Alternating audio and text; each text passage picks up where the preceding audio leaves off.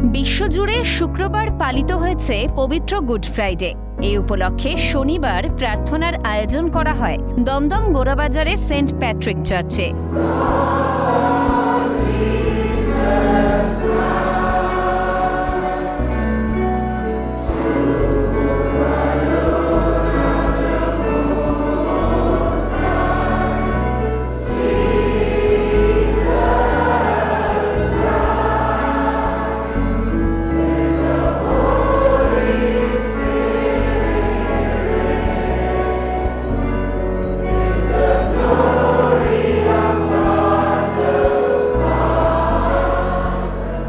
খ্রিস্ট ধর্মাবলম্বীরা শ্রদ্ধার সঙ্গে এই প্রার্থনায় অংশ নেন। এ উপলক্ষে গোটা চার্চ চত্বরকেই সাজিয়ে তোলা হয়। ক্যামেরায় সায়ন্তন চক্রবর্তীর সঙ্গে সৌভিক গিরির রিপোর্ট, ক্যালকাটা নিউজ।